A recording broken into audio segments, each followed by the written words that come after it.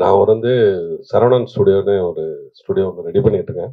வர்ற பிள்ளையார் சதுர்த்தி அன்னைக்கு அங்கே ஒரு கோயில், பிள்ளையார் கோயில் கட்டிட்டு இருக்கேன். அதுலேயே அதில் ஒரு முனியப்பன் கோயில் இருக்கு. ஒரு 3 ஏக்கர் ஃபுல்லி காம்பவுண்டட் பண்ணியிருக்கேன். உள்ள ஏதாவது செட்டு போடலாம், அந்த மாதிரி செட்டு ஏதாவது போடலாம். அங்கே ஒரு 100 பேர் தங்கலாம். மேலே நல்ல ஹைடெக்காக ஒரு 10 ரூம் கட்டி வச்சுருக்கேன். இது திறக்கிறது வந்து பிள்ளையார் சதுர்த்தி அன்னைக்கு ஓப்பன் பண்ண போகிறேன். அதுக்கு முன்னாடி அனௌன்ஸ் பண்ணிட்டாரு. அது பின்னாடி எல்லாருக்கும் சொல்லுவேன். பெரிய லெவலில் உங்களெல்லாம் சந்திப்பேன். கண்டிப்பாக எல்லாம் நீங்கள் எல்லாம் சேலம் வரணும். ஆமாம், கட்டிக்கிட்டு இருக்கேன். இப்போ வந்து ஒரு ஃப்ளோர் தான் ஆயிருக்கு, வேலை இருக்கு. ஒரு 10,000 ஸ்கொயர் ஃபீட்டு ஃப்ளோர் தான் பண்ணியிருக்கேன். 10,500 ஸ்கொயர் ஃபீட்டு ஃப்ளோர் பண்ணியிருக்கேன். நிறைய பேர் படம் எடுக்கிறாங்க, அங்கேயே ரிலீஸ் பண்றாங்க. ஆமா, அதே மாதிரி நிறைய ஒர்க் உங்க ஸ்டுடியோக்கு வருது. இல்ல, இது வந்து நம்ம மெட்ராஸ்ல எல்லாரும் ஸ்டுடியோவை எடுத்துக்கிட்டு இருக்காங்கல்ல. அப்ப சேலம் வந்து 136 படம் எடுத்த மாடர்ன் தேட்டர்ஸ் இந்த ஊரு. அது சும்மா அது எனக்கு வந்து அது உறுத்திக்கிட்டே இருந்தது. சரி, சேலத்துக்கு மறுபடியும் சினிமாவை எப்படி கொண்டு வரதுன்னு முயற்சி பண்றேன். அது சின்ன முயற்சி தான். ஒரு ராமருக்கு அணில் செஞ்ச வேலை மாதிரி சினிமாவுக்கு ஒரு சின்ன வேலை செய்யறேன், அவ்வளவுதான். ப்ராசஸ்ல இருக்க 4 இயர்ஸா பண்ணிட்டு இருக்கேன்.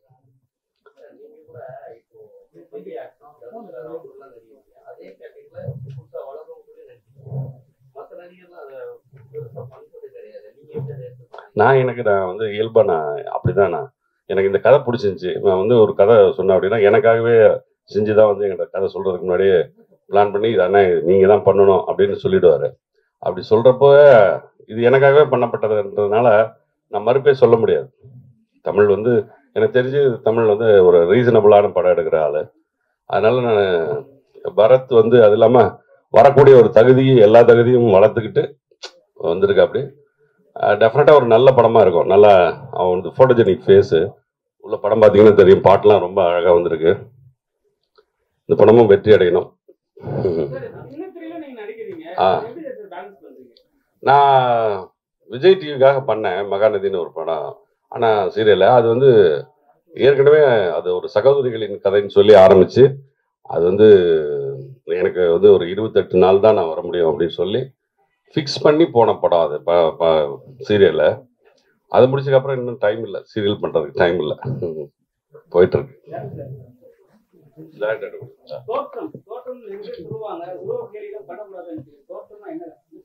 நீங்க சொன்ன மாதிரி வந்து ஒரு மனிதனுடைய தோற்றத்தை வச்சுதான் இன்னைக்கு எல்லாருமே கணிக்கிறாங்க. அது தப்பான விஷயம் அப்படிங்கறத இந்த படத்துல நான் சொல்லியிருப்பேன். ஒரு மனிதன் அழுக்கா இருக்காங்க அப்படிங்கிறதுக்கோசரம் அவனை நம்ம இன்னைக்கு குறைச்சி இட போடக்கூடாது. அவனோட அறிவை நம்ம பார்க்கணுங்கிறத நான் வந்து இந்த படத்துல தெளிவா சொல்லியிருப்பேன். நான் நீங்க சொன்ன மாதிரி வழக்கமா கத்தி கொடுத்துட்டு இருப்பாங்க, அது மாதிரி 60 கொடுத்து பார்க்கலாம் வேண்டாம்.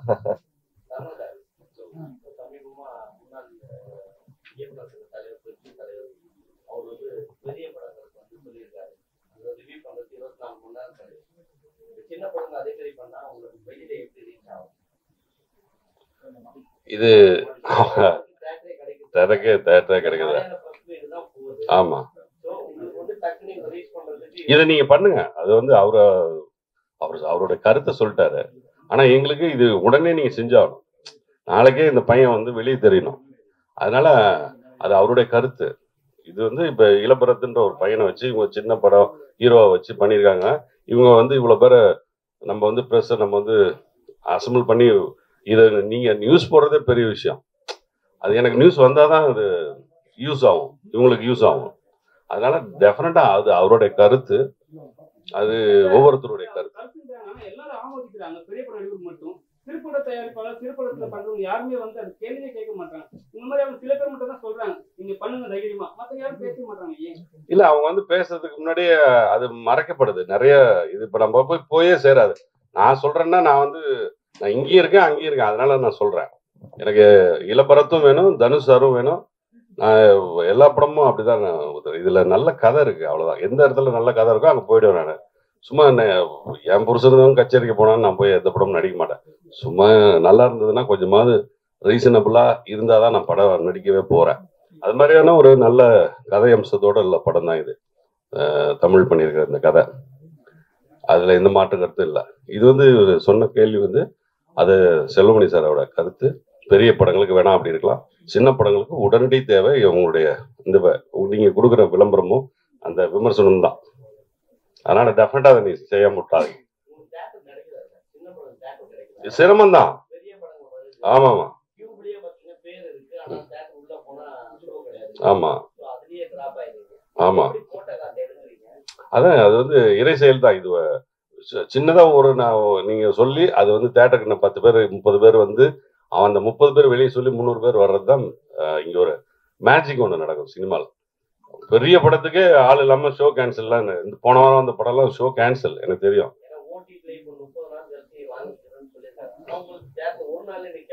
ஆமா வாங்கவே மாட்டாங்க. ஓடிடிலாம் ஒரு எல்லாமே அதெல்லாம் ஓடினாதான் வாங்குறாங்க. ரொம்ப சிரமமான ஒரு சினிமா. இந்த சினிமா தான் 91ல அப்படிதான் இருந்துச்சு. இது அப்ப மட்டும் இல்ல இப்ப மட்டும் தான் வந்திருக்குலாம் இல்ல, எப்பவுமே அப்படிதான் இருக்கு. நல்ல படங்கள் பெரிய படங்கள் மட்டும் தான் ஓடிட்டு இருக்கு. நம்ம வந்து புதிய பாதைன்னு ஒரு படம் பார்த்திபன் சார் எடுத்து வெளியே வரப்போ அவர் புதுமுகம் தான். அவர் அதுக்கு முன்னாடி சினிமாவே பார்த்ததே இல்லை. ஆனா அந்த படம் வந்து அந்த கதை ரொம்ப அழகா இருந்தது, மக்களுக்கு பிடிச்சிருந்தது.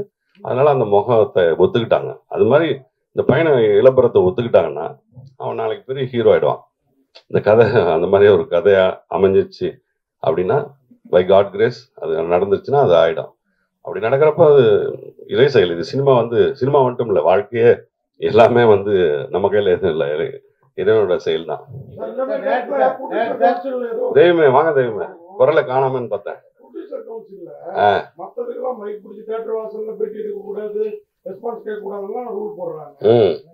ஒன்னு ரெண்டு பேர் செய்யற தவறு. ஓடிடி நிறுவனங்கள் எல்லாமே உள்ள வர்றப்போ காசு கொடுத்து வாங்கிட்டாங்க. இப்ப வந்து ஒரு பெரிய படம் வாங்குறாங்கன்னா 4 சின்ன படத்தையும் எடுத்துக்கோங்கன்னு ஏன் நடப்பு தயாரிப்பாளர் சங்கமோ சொல்ல மாட்டேங்கிறாங்க. அது வந்து பண்ணணும். அது நீங்க கேட்கிற கேள்விக்கு நம்ம சொல்ற பதில் இது போய் ரீச் ஆகணும்.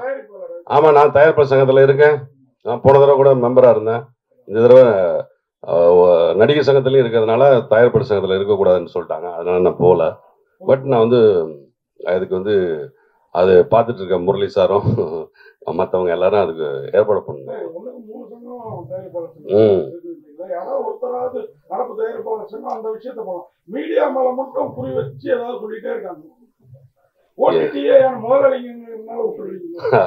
அப்படிலாம் இல்லை, அது முரளி சார் முடிவெடுக்கணும், அந்த கேங் முடிவெடுக்கணும்.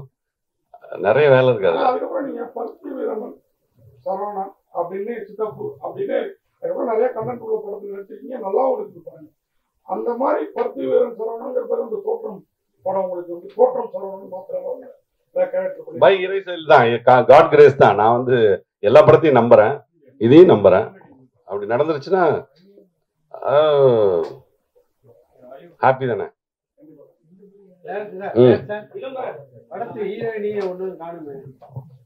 அவங்க படத்தோட ஹீரோயின் வந்து வேற ஒரு படம் விஷயமா வந்து போயிருக்காங்க சார். அவங்க இன்னைக்கு வர வேண்டிய சூழ்நிலை. அந்த ஷூட்டை வந்து முடிச்சு அவங்க நாளைக்கு தான் சென்னைக்கு வராங்க. அவங்க புதுமுக ஹீரோயின் தான், ஆனா இன்னொரு படம் பண்ணிட்டு இருக்காங்க. இல்ல அப்படி இல்ல சார், பேனர்ல வந்து இவங்க 2 பேருக்கு உண்டான ஸ்கோப் தான் ஜாஸ்தி. சார் நீங்க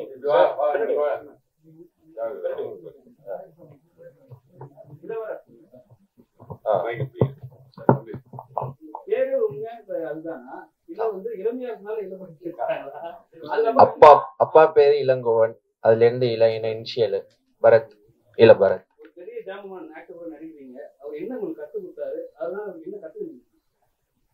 சார் எனக்கு இது ஃபர்ஸ்ட் டைம் எக்ஸ்பீரியன்ஸ்னால அவரை பார்த்த உடனே எனக்கு கொஞ்சம் படப்படன்னு தான் சார் ஆச்சு.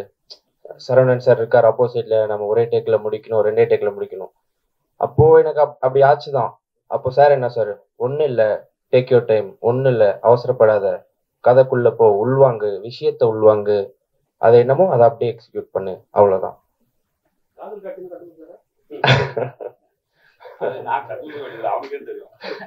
காலேஜ் தான் படிச்சுட்டு இருக்கேன். இல்ல ஃபைனல் இயர். ஆமா, எவ்வளவு படம் வந்திருக்கு சரவணன் சார் நடிச்சிருக்காரு. ப்ரொமோஷனுக்கு வரமாட்டாரு, ஹீரோயின் மாதிரி தான் வருது. உங்களுக்கு மட்டும் ஸ்பெசிபிக்கா வந்திருக்காரு. உங்களுக்கு படத்துக்கு தான் ஒரு தமிழுக்காக வந்திருக்கேன், இவனுக்காக வந்திருக்கேன், அவங்க அப்பாக்காக வந்திருக்கேன். என்னை வந்து அவங்க வீட்டுல உதாரணத்துக்கு செந்துறைன்னு ஒரு அது எந்த ஊரு, சிதம்பரம் பக்கத்துல, அரியலூர் பக்கத்துல ஒரு டிபிக்கல் வில்லேஜ், பக்கா வில்லேஜ். அங்க ஒண்ணுமே இல்லை, வெயிலுக்கு ஒதுக்குறது கூட மறல. ஒரு தேட்டர்ல உட்காந்துருந்தேன். அவங்க வீட்டுல போய் எனக்கு ஒரு மட்டன் குழம்பு செஞ்சு அவர் எடுத்து வந்தாரு. அவங்க அப்பா அங்க இருக்காரு. அந்த மட்டன் குழம்பு எனக்கு ரொம்ப பிடிச்சிருந்துச்சு. நான் அதை எடுத்துக்கிட்டு நான் ஊருக்கு போறேன். அந்த டிஃபன் பாக்ஸோட ஊருக்கு போறேன். அந்த டிஃபனை அப்படியே எடுத்துட்டு வந்துட்டேன் நான். அது மாதிரி அவங்க வீட்டுல உட்காந்து சாப்பிட போறாங்க. அதனால அந்த சாப்பிட்ட 2 விஷயத்துக்காக வந்திருக்கேன். அவ்வளவுதான். இல்ல, ரொம்ப நல்லா கவனிச்சாங்க. அதை ஸ்பெசிஃபிக்கா சொல்லணும், அதுக்காக சொல்றேன்.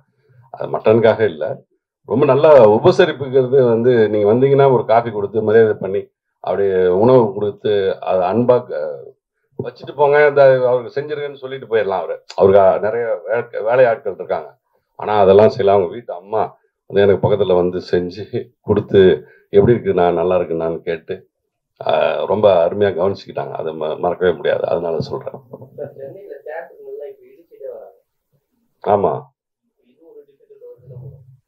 இல்லைங்க. ஆனா இது வந்து இப்போ வந்து ஆடியன்ஸ் வந்து கொரோனாக்கு அப்புறம் வேற மாதிரி ஆயிட்டாங்க. எல்லா படங்களையும் எல்லா லாங்குவேஜையும் படம் பார்க்குறாங்க. அவங்க நல்லா படத்தை விமர்சனம் பண்ண ஆரம்பிச்சிட்டாங்க. இப்போ எல்லாம் அந்த ஓடிடி விஷயம் இந்த இவர் சொன்னதுக்கு மாதிரி, கார்த்தி சொன்ன மாதிரி, அவர் சொன்ன மாதிரி இல்லை, நல்ல விமர்சனங்களுக்கு உள்ளாகுது. நிறைய பேர் வந்து இவருக்க சின்ன பசங்கள்லாம் ரொம்ப அழகாக படம் பார்க்க ஆரம்பிச்சிட்டாங்க. எது நல்லா இருக்கு நல்லா இல்லைன்னு முன்னாடியே தெரியுது. அதனால அவங்க தேட்டருக்கு வர்றதே அதை வச்சுதான். எப்படி வர்றாங்க இந்த படத்துக்குன்னு எனக்கு ஆச்சரியமா இருக்கு. ஃபர்ஸ்ட் நாள் ஒரு படத்துக்கு திப்பு திப்புன்னு கூட்டம். ஒரு 10 மணிக்கு நான் ஒரு தேட்டர்ல இருக்கேன் மெட்ராஸ்ல. 10 மணிக்கு வர வேண்டிய படம் 11 மணிக்கு வருது. நீங்க போயிட்டு அப்புறம் வாங்கினான்னு சொன்னாங்க. விஷால் சார் படம் எஸ்.ஜே. சூர்யா நடிச்சாங்கல்ல, அதுக்கு முன்னாடி வரைக்கும் அந்த 10 மணி வரைக்கும் கூட்டமே இல்லை. கொஞ்ச நேரத்தில் அது அந்த படம் எப்படி இருக்குன்னு நியூஸ் ஆயிடுச்சு போல இருக்கு. அப்படியே கொஞ்ச நேரத்தில் தீ மாதிரி கூட்டம் வருது. அது எப்படி மார்க் ஆண்டனி, நான் அதை கண் கூட பார்த்தேன். நான் அது 1 மணி நேரம் நான் வீட்டுக்கு போயிட்டு வரதை விட நான் இங்கேயே உட்காந்துறேன், எனக்கு டிக்கெட்டை போடுங்க அப்படின்னு சொல்லிட்டு நான் உட்காந்துருந்தேன். அந்த கூட்டம் வந்து நான் நேரில் பார்த்து எனக்கு இன்னும் ஆச்சரியமா இருக்கு. எங்கிருந்தோ புற்றீசல் மாதிரின்னு சொல்லுவாங்கல்ல, அப்படியே ஈசல் வர்ற மாதிரி வராங்க. ஆனால் இதே எல்லா படத்துக்கும் நடக்குதான்னு கேட்டால் காலக்காட்சிக்கு கிடையவே கிடையாது. அது ஜனங்க தெரிஞ்சுக்கிறாங்க. இப்பெல்லாம் ரொம்ப அட்வான்ஸாக இருக்காங்க. அதனால அதில் நம்ம இதெல்லாம் மறைக்கவே முடியாது.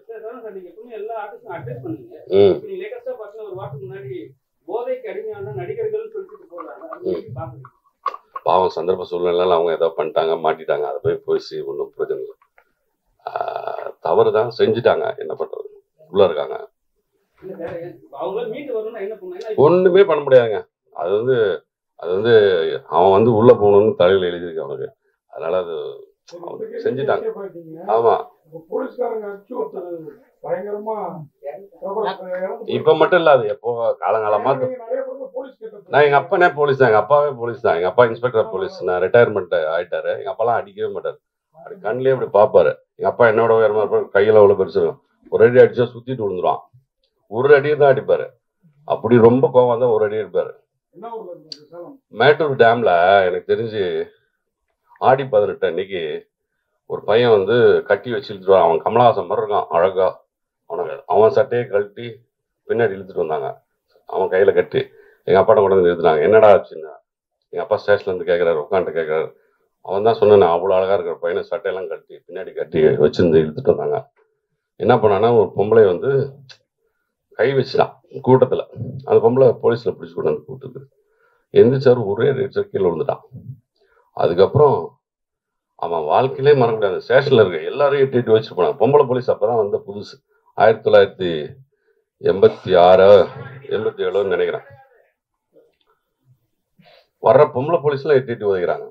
என்னடா பொம்பளை போய் பிடிச்சிட்டாடான்னு பார்த்துட்டே இருந்துட்டாங்க. அது மாதிரி அடிக்கிறது, போலீஸ் அடிங்கிறது எல்லாத்துக்கும் தெரியும், அடிச்சுட்டே தான் இருப்பாங்க. ஏன்னா இவனுங்களை அடிக்கலாம் திருத்த முடியாதுங்க. ஒவ்வொருத்தன் ஊர்ல போய் கட்டிங்க பாருங்க. இப்பெல்லாம் அவனெல்லாம் நைட்டு வந்து 12 மணிக்கு அந்த பையன் கட்டிங் அடிச்சிருக்க பையன் ஒரு காலிம்பல் அழுத்தி இந்த அம்மா ஒத்து கதை தர சொன்னா இந்த அம்மா மயக்க போட்டு விழுந்துரும். அப்படி கட்டிங் பண்ணி அப்படிலாம் வச்சிருக்காங்க. மண்டே குருவி கூடு மாதிரி இது மாதிரிலாம் வச்சிருக்காங்க. இந்த கட்டிங்கே மாத்துனுங்க. தமிழ்நாடு முதலமைச்சர் இல்ல கல்வித்துறை அமைச்சர் வந்து சொல்லணும், எவனுமே கட்டிங் பண்ணக்கூடாது. ஹேர் ஸ்டைல வந்து எல்லாருக்கும் அங்கேயே தடுக்கணும். அங்கேயே வந்து அவங்க அங்கேயே ஒழுங்குபடுத்தணும், ஸ்கூல்லே ஒழுங்குபடுத்தணும். அவன் கட்டிங் பண்றதை கூட தடுக்க முடியாம ஒருத்தன் அவங்க அப்பா கட்டிங் பண்ணக்கூடாதுன்னு சொல்லி ஆட்டோ உடைச்சிருக்கான் ஒரு 10 நாளைக்கு முன்னாடி, 7 நாளைக்கு முன்னாடி. ஒரு பையன் அவங்க அப்பா கட்டிங் கரெக்டா பண்ணிடான்னு சொன்னதுக்கு ஆட்டோ சுத்தமா சொந்த அப்பாவோட ஆட்டோவை பீஸ் ஆக்கி வச்சிருக்கான். ஆசிரியரே அடிக்கிறான், குத்துறான். அதனால அங்கேயும் ஒழுங்குபடுத்தணும். இது நிறைய இருக்குங்க.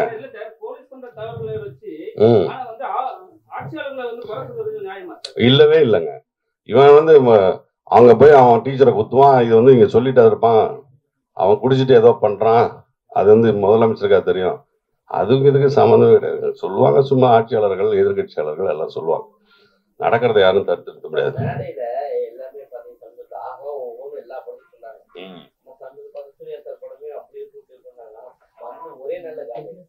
அது படத்துல ஒண்ணும் இல்ல, அதனால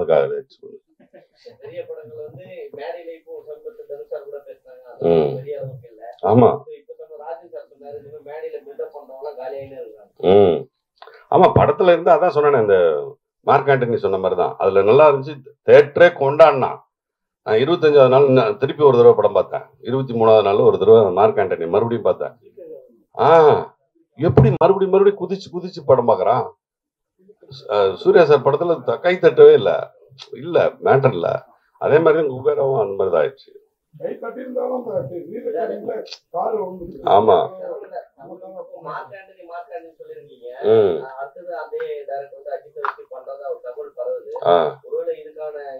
தெரியல எனக்கு என்ன அவர் யாரு டைரக்டர் இல்ல. எனக்கு அவரு அந்த படத்தோட டைரக்டர் யாருன்னு எனக்கு தெரியாது. மார்க் ஆண்டனி படம் சீச்சி நான் அப்படில என்னைக்குமே யாருமே அது பண்ணுவேன். டைரக்ட் பண்ணுவேன். பண்ண போறேன். நான் கேட்டிருக்கேன் 2-3 ஹீரோட கேட்டிருக்கேன் சார். நான் அதை முடிவா இன்னும் 2-3 ஆமா நான் ஒரு ஹீரோட கேட்டுக்கிட்டே இருக்கேன். நிறைய பேர் இருப்பாங்க.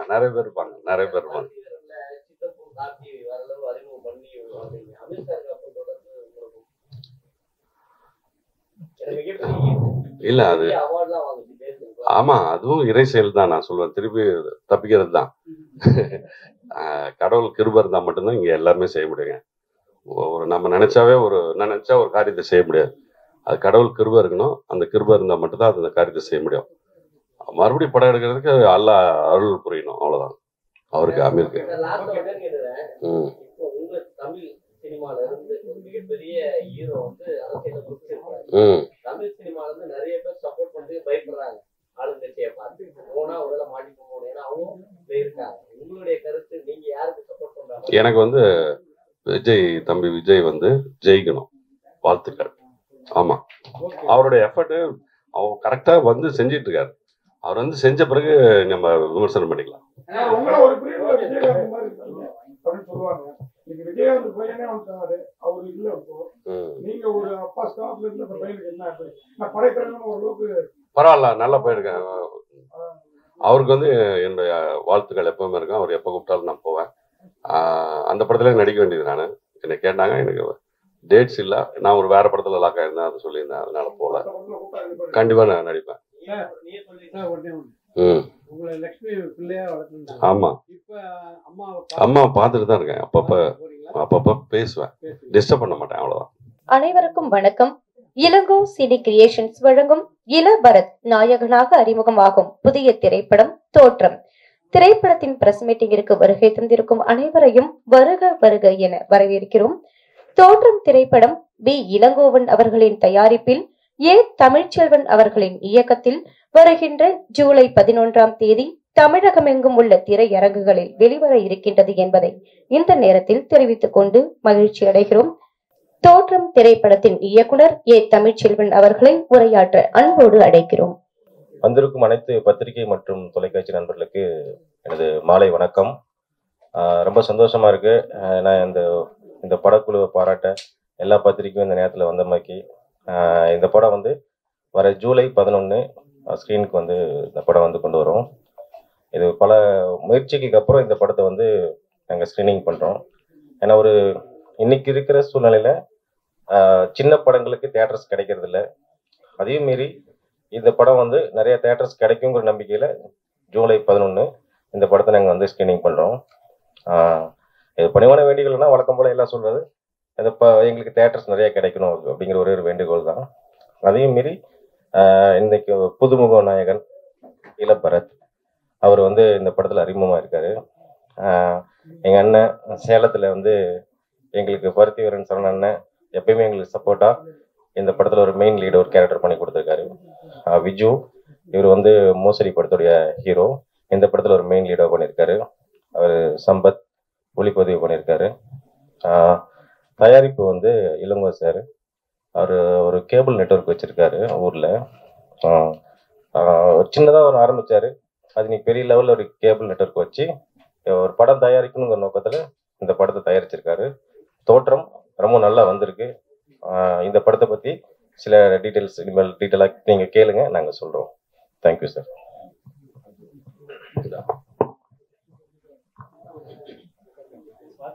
தோற்றம் திரைப்படத்தின் தயாரிப்பாளர் பி இளங்கோவன் அவர்களை பேச அன்போடு கேட்டுக்கொள்கிறோம்.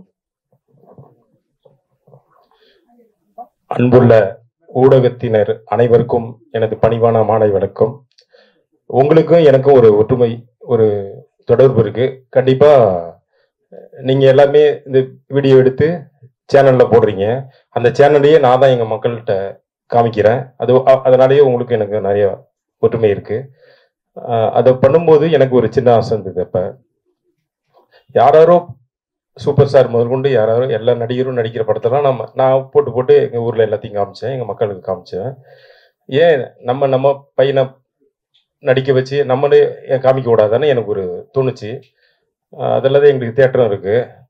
அப்புறம் யாராவது படத்தையெல்லாம் இங்கே நம்ம தேட்டரில் போட்டோம், நம்மளையும் பையனையும் பண்ண வைக்கலாமேன்னு எனக்கு ஒரு ஆசை இருந்தது. அந்த ஆசையை தான் இப்போ நிறைவேற்றியிருக்கேன். கண்டிப்பாக என் பையன் அவ்வளோ சூப்பராக நடிச்சிருக்காரு. நான் பெருமையாக சொல்லிக்கூடாது, மற்றவங்க தான் சொல்லணும். இருந்தாலும் அவருக்கு அந்த வெறியெலாம் இருக்குது. இந்த படம் பெருசாக மாறும். இந்த படத்தை விட பையன் இன்னும் நிறைய படத்தில் நடிக்கிறதுக்கு ஆண்டவனை ப்ரே பண்ணிக்கிறேன். இந்த படம் சரியான கதை, கிராமத்து கதை. அது அவங்க சொல்லுவாங்க, சரியா இருக்கும், நல்லதே நடக்கும்.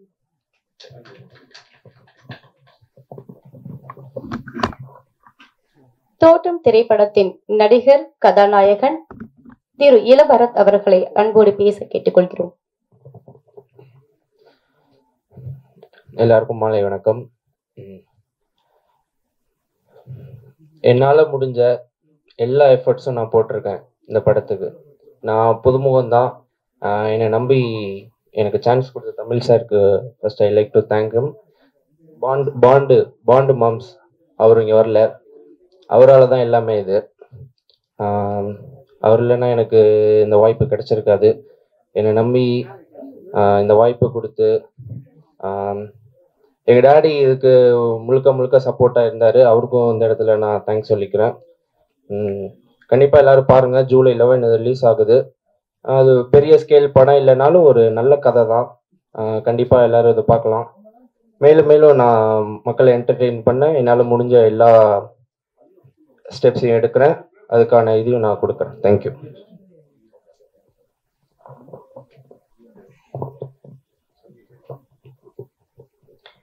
அடுத்ததா பேச போறவங்க நம்ம எல்லாருக்குமே ரொம்ப பரிச்சயமானவங்க, எல்லாருக்கும் ரொம்ப பிடிச்சவங்க. எந்த ஒரு கதாபாத்திரம் கொடுத்தாலும் அதுக்கேற்ற மாதிரி தன்னோட உடல் அமைப்பையும் சரி, தன்னோட குரல் வளையையும் சரி அழகா சூப்பரா நடிச்சு காட்டுவாங்க. அப்படிப்பட்ட நடிகர் சார் சரவணன் சார் அவர்களை அன்போடு பேச கேட்டுக்கொள்கிறோம். எல்லாருக்கும் இனிய மாலை வணக்கம். எல்லாரும் நல்லா இருக்கீங்களா? நான் வந்து தமிழுக்கு தான் முதல்ல தேங்க்ஸ் சொல்லணும். ஏன்னா தமிழ் வந்து இது வரைக்கும் 4 படம் 5 படம் டேரக்ட் பண்ணீங்களா, 6வது படம். அதில் ஒரு படத்தை தவிர எல்லா படத்துலையும் நான் நடிச்சிட்டு இருக்கேன்னு நினைக்கிறேன். அவர் வந்து சேலம், நான் சேலத்து டைரக்டர்ன்றதுனால அவரை எனக்கு ரொம்ப பிடிக்கும். அவரோட பொதுவாக ஒரு படம் நடித்தா அது வருமா வராதான்னு ஒரு பயம் இருக்கும். ஆனால் தமிழ்கிட்ட வந்து படம் நடித்தா கண்டிப்பாக அந்த படம் ஸ்க்ரீனுக்கு வந்துடும் அப்படிங்கிறதுல மிகப்பெரிய ஒரு நம்பிக்கை இருக்குது எனக்கு. அதே மாதிரி இந்த படமும் தேட்டருக்கு கொண்டு வந்துட்டேன். அப்படியே அதில் வந்து இளபரத் தம்பி வந்து ரொம்ப ஃபைட்லாம் ரொம்ப அழகாக பண்ணியிருக்கான். எக்ஸ்ட்ராடினரியாக பண்ணியிருக்கான். எக்கோ டவுன் பண்ணோம், டல் பண்ணோம்.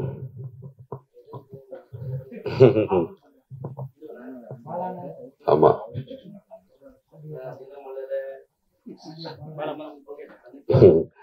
அது மாதிரி இது வந்து அவர் சொன்ன மாதிரி நிறைய எஃபர்ட் போட்டிருக்காரு. இது வந்து ஒரு வில்லேஜ் செட்டப் கதை தான். சேலத்தில், அப்புறம் அவங்க ஊர் செந்தூரை, இன்னும் நிறைய ஊர்களில் எடுக்கப்பட்ட படம். அதில் நான் ஒரு நல்ல கேரக்டர் ரோல் பண்ணியிருக்கேன். என்னோட கேரக்டர் பேசப்படுற மாதிரி இருக்கும். அந்த கதையே அப்படி தான் இருக்கும்.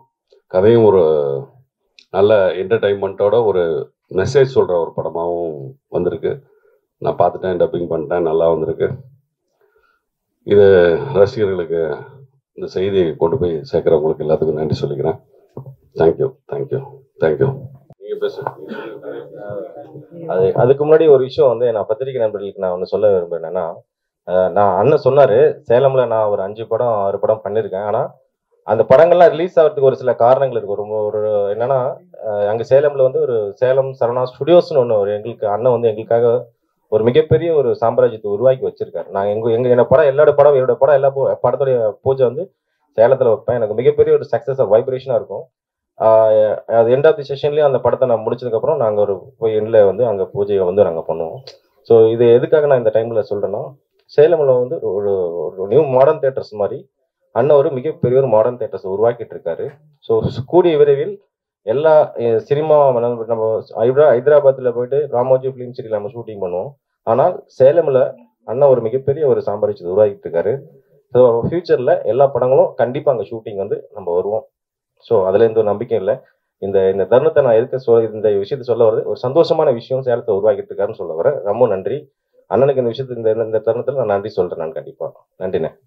அடுத்ததாக சாட்டை திரைப்படத்தின் இயக்குனர் அன்பழகன் அவர்களை பேச அன்போடு கேட்டுக்கொள்கிறோம். ப்ரொடியூசர் இளங்கோவன் சார் எனது நண்பர். அவர் ரொம்ப கொடுத்த அன்பு தொகையில தான் நான் இங்கே உட்காந்துருக்கேன். ஆக்சுவலாக அடுத்த சாட்டை ஷூட்டிங் வந்து நான் கும்பகோணம் பக்கத்தில் எங்கூர் பக்கம், அதாவது செந்துரை சார் சொன்னாங்களா, அது பக்கத்தில் உடையார்பாளையம் சிவன் கோயிலாண்ட பாட்டு ஷூட் பண்ணிக்கிட்டு இருந்தோம். அப்போது இளங்கோவன் சார் ஒரு நாள் ஃபோன் பண்ணி எங்கே ஷூட்னு கேட்டார். இங்கே நடந்துகிட்டு இருக்கு சார், பாட்டு தான் எடுத்துகிட்டு இருக்கோம். அப்போது சரி நான் வரேன் அப்படின்னு சொன்னார். அப்புறம் திடீர்னு வந்தார். பரத் சிஸ்டர் எல்லாருமே ஃபேமிலியோடு வந்தாங்க. நான் எடுத்துகிட்டு இருந்தது அது ஆக்சுவலாக அடுத்த சாட்டை வந்து காலேஜ் ஸ்டூடெண்ட்ஸு அந்த பாட்டில் இருப்பாங்க. பரத் பார்க்கும்போது அப்போ ஸ்கூல் தான் படிச்சுட்டு இருந்தாப்புல, +1 நினைக்கிறேன். பார்க்கும்போது தோற்றம் காலேஜ் ஸ்டூடெண்ட்ஸ் மாதிரியே இருந்தாப்புல. அப்போ நான் கேட்டேன், சார் அப்படியே பசங்களோட நிற்க சொல்லலாமா, கணி சார் சமுத்திரகணி சார் நடிச்சிட்டு இருந்தாரு, அந்த காம்போவில் இருக்கலாமா அப்படின்னு கேட்டேன். சரி சார் அப்படின்னு சொன்னார். அப்படி எதேச்சியா திடீர்னு உள்ள சினிமாவுக்குள்ள வந்ததுதான் பரத் சார். அதுவும் அந்த சிவன் கோயில் அந்த வாசல் முன்னாடியே அந்த ஷாட் எடுத்தோம். அப்புறம் அது வந்த பிறகு அது திரும்ப பேப்பர் ஆடில் வந்துச்சு, வெள்ளி மலர் அந்த மாதிரி இதெல்லாம் பார்க்கும்போது ரொம்ப ஹாப்பியாக இருந்துச்சு. அது எல்லாமே பரத்துக்கு சார் சொன்னார் இல்லையா, அது கடவுளுடைய கிருபை ஆசீர்வாதம்னு சொல்லி அந்த மாதிரி இயற்கையாக அமைஞ்சிருக்கு. அது ஆட்டோமேட்டிக்காக அடுத்தடுத்து நடந்துக்கிட்டே இருந்துச்சு. அப்புறம் இடையிலாம் நாங்கள் பேசணும், சரி இந்த மாதிரி ஒரு படம் பண்ணலாம் அப்படின்லாம் சொல்லி பேசிகிட்டு இருந்தோம் பரத்தை வச்சு. அதற்கான பேச்சுவார்த்தைகள்லாம் போயிட்டே இருந்தது. திடீர்னு பார்த்தா ஒரு நாள் நம்ம டைரக்டர் இந்த படத்தில் ஆரம்பிக்கிறாங்க பண்ணுறாங்கன்னு சொன்னாங்க. உண்மையிலேயே மிகப்பெரிய சந்தோஷமாக இருந்துச்சு. நான் பண்ணுற மாதிரியே இருந்துச்சு. இது நான் இப்போ கூட இது என் படத்துக்கு கலந்துக்கிட்ட மாதிரி தான் ஒரு உள்ளுக்குள்ள ஃபீல் இருக்குது. வாழ்த்துக்கள் டைரக்டரு, பரத்து, ஹோல் டீமுக்கும் என்னுடைய வாழ்த்துக்கள், ப்ளஸ்ஸு என்னுடைய ப்ரேயரும். தேங்க்யூ. வந்து ஒரு முக்கியமான ஒரு கேரக்டர் நடிச்சிருக்காரு. பாண்டு வந்து சப்போர்ட்டிவ் கேரக்டர், ஹீரோ கூட சப்போர்ட்டிவ் கேரக்டர். ஸோ அவங்க இந்த படத்தை பற்றி சில விஷயங்கள் பேசுவாங்க. எல்லாருக்கும்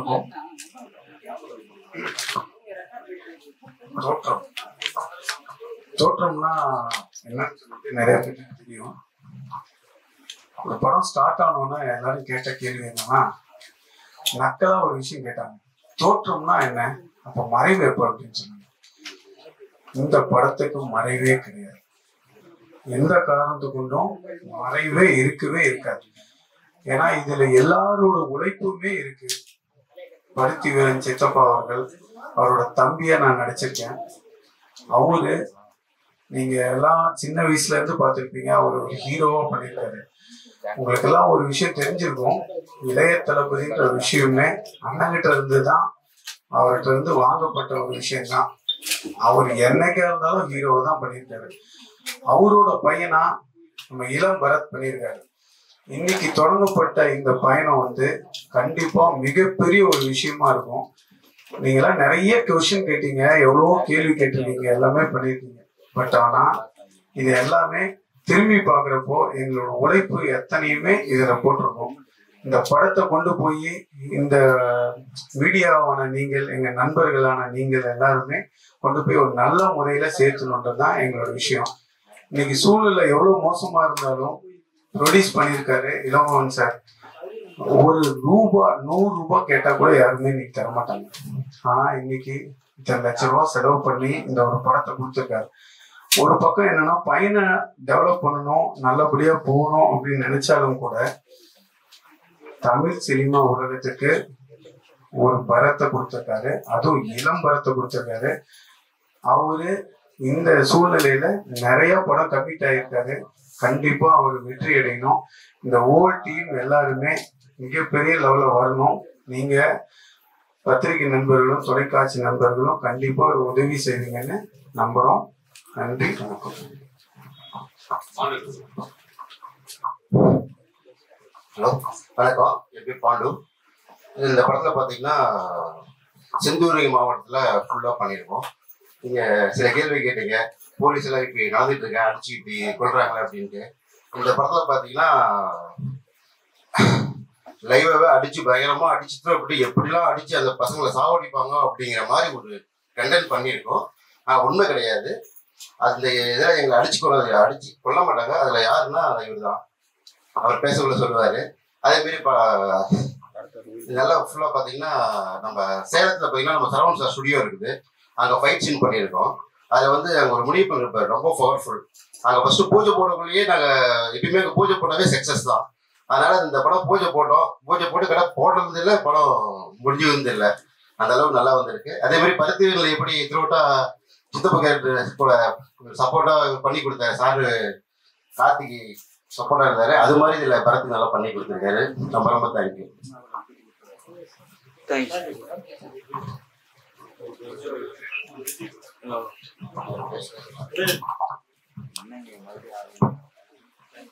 எல்லா பத்திரிகை நண்பர்களுக்கும் தொலைக்காட்சி நண்பர்களுக்கும் என்னோட நன்றியும் வணக்கத்தையும் சொல்லிக்கிறேன். எனக்கு இந்த வாய்ப்பு கொடுத்த Tamil sir, director sir, Salem, நான் ரொம்ப நாளாவே அவர்கிட்ட பேசிட்டு இருப்பேன். அவர் படத்தில் நடிக்கணும்னு எனக்கு இந்த படத்தில் இந்த வாய்ப்பு கொடுத்துருக்காரு. நன்றி சார். மற்றும் producer sir, Bharath, star, cameraman எல்லாருக்கும் என்னோட நன்றி தெரிவிச்சுக்கிறேன். இந்த படத்துல ஃபைட் சீன் வந்து ரொம்பவே ரியலிஸ்டிக்கா இருக்கும். ஏன்னா ஃபைட் ஸ்டன் மாஸ்டர் எங்களுக்கு சொன்னதை விட நாங்க 2 பேரும் உண்மையாவே அடிச்சுப்போம். இல்ல பரத், ஒவ்வொரு ஃபைட்டும் முடிஞ்சதுக்கு அப்புறம் எனக்கு இத்தனை காயம் இருக்கு, எனக்கு இந்த உடம்புல இங்க காயம் இருக்கு அப்படின்னு மாத்தி மாத்தி பேசிப்போம். ரொம்ப ரியலிஸ்டிக்கா இருக்கும். நல்லா பரத் பத்தி சொன்னோம்னா ஸ்டண்ட்ல ரொம்ப எக்ஸ்ட்ராடினரி. உங்களுக்கு தெரியல சார், ரொம்ப ஸ்டண்ட் கராத்தால நல்லா கத்துக்கிட்டு ரொம்ப ரியலிஸ்டிக்கா நடிச்சிருக்காரு. நான் இந்த படத்துல நெகட்டிவ் ரோல் பண்ணியிருக்கேன். கொஞ்சம் டைரக்டர் சார் இதை எப்படி ஸ்கெட்ச் பண்ணியிருக்காங்கன்னா பயங்கரம் மிரட்டலா இருக்கும். இப்ப நம்ம நியூஸ்ல எல்லாம் பாக்குற மாதிரி அந்த மாதிரி ஒரு ஸ்டபானான கேரக்டர், ஒரு அக்யூஸ்ட் மாதிரி ட்ரீட் பண்ணி அவங்கள எப்படி எல்லாம் கொடுமைப்படுத்தக்கூடாதோ அதை அப்படி கொடுமைப்படுத்துற மாதிரி இருக்கும். அந்த இது கிட்டத்தட்ட லைவ் கண்டென்ட் மாதிரி அது இருக்கும். இந்த படத்தை சரியான முறையில எல்லாருமே மக்கள் எடுத்து சேர்க்கணும் அப்படின்னு கேட்டுக்கிறேன். தேங்க்யூ.